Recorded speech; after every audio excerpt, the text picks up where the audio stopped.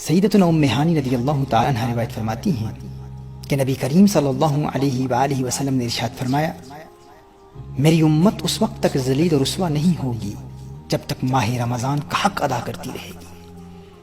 عرض کی گئی، یا رسول اللہ صلی اللہ علیہ وسلم، آقا رمضان المبارک کا حق ضائع کرنے میں امت کا ذلیل اور رسوا ہونا کیا ہے؟ فرمایا، اس ماہ میں ان کا حرام کاموں کا کرنا۔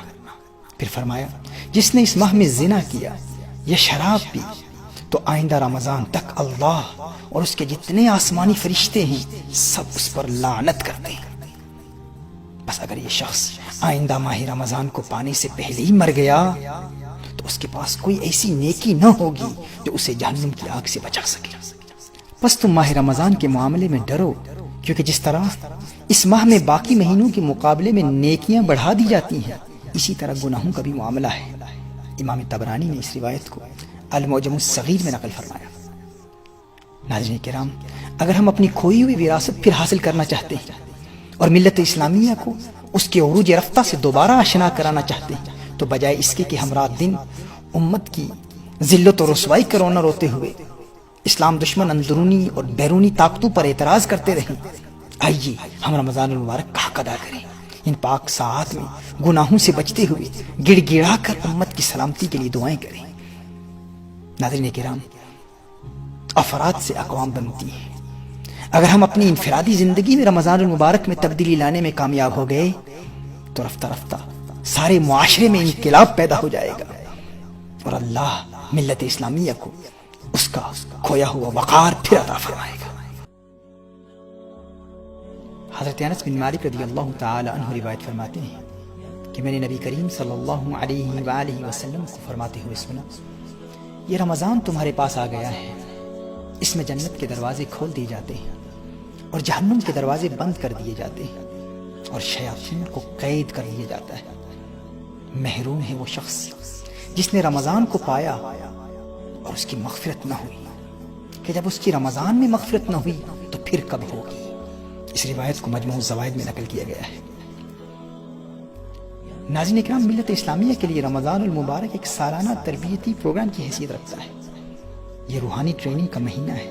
اگر اس مہینے میں ہم نے کامیاب ٹریننگ حاصل کر لی تو باقی 11 مہینوں میں بھی کامیابی ہمارے قدم چومے گی۔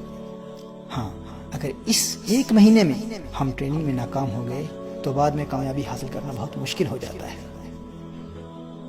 ناظرین کرام، اسے اس مثال سے سمجھنے کی کوشش کیجیے۔ دیکھیے، اگر کوئی باکسر کسی باکسنگ رنگ میں بغیر کسی مد مقابل کے ایک راؤنڈ میں صرف پنچنگ بیگ کو پنچ کر رہا ہو اور سٹیمنا اس کا اس قدر کمزور ہو کہ بغیر کسی دوسرے باکسر کے صرف پنچنگ بیگ کو پنچ کرتے ہوئے وہ تھک جائے اور کھڑا نہ رہ سکے اور دعویٰ یہ کرے کہ باقی 11 راؤنڈز میں دوسرے باکسر کو بھی ہرا دوں گا، تو آپ کہیں گے نادان انسان، بغیر کسی مد مقابل کے، بغیر کسی مخالف کے، بغیر کسی اپوننٹ کے تو ایک راؤنڈ میں بھی کھڑا نہیں رہ سکتا، تو باقی 11 راؤنڈ میں جب تیرا مد مقابل تجھے مار رہا ہوگا تو اس کا مقابلہ کیسے کرے گا؟ ناظرین کرام، اسی طرح سال کے 12 مہینوں میں یہ ایک مہینہ ہے رمضان المبارک، جس میں ہمارا دشمن قید کر دیا جاتا ہے۔ اب رنگ میں ہم اکیلے ہیں، کوئی حملہ کرنے والا نہیں ہے، پھر بھی ہم نمازیں قضا کر رہے ہیں، پھر بھی ہم حرام موویز دیکھ رہے ہیں، پھر بھی ہم غیبتیں کر رہے ہیں، پھر بھی ہم گناہوں کا ارتکاب کر رہے ہیں، اور دعویٰ یہ ہے کہ بعد میں ہم ضرور نیک بن جائیں گے اور مغفرت حاصل کر لیں گے۔ تو کوئی بھی سمجھدار شخص کہے گا کہ جب رمضان شریف میں شیطان بند ہے، کوئی حملہ کرنے والا دشمن ہے ہی نہیں، تو پھر بھی گناہوں کا ارتکاب کر رہا ہے۔ جب حملہ کرنے والا آزاد ہو جائے گا تو پھر تو کیسے مغفرت حاصل کرے گا؟ اس لیے میرے آقا صلی اللہ علیہ وآلہ وسلم نے ارشاد فرمایا، محروم ہے وہ شخص جسے رمضان ملا لیکن مغفرت نہ ملی۔ اگر رمضان میں مغفرت نہ ملی تو پھر کب ملے گی؟ تو آئیے ناظرین کرام، اس پاک مہینے میں ہم اپنے آپ کو اس قدر مضبوط بنا لیں کہ باقی 11 راؤنڈز میں شیطان پر غالب آ جائے۔ اللہ جل وعلا سے دعا ہے کہ خالق کائنات ہمیں اس پاک مہینے کی قدر کرنے کی توفیق عطا فرمائے اور اس پاک مہینے میں شریعت مطہرہ کے احکام پر عمل کرنے کی توفیق عطا فرمائے۔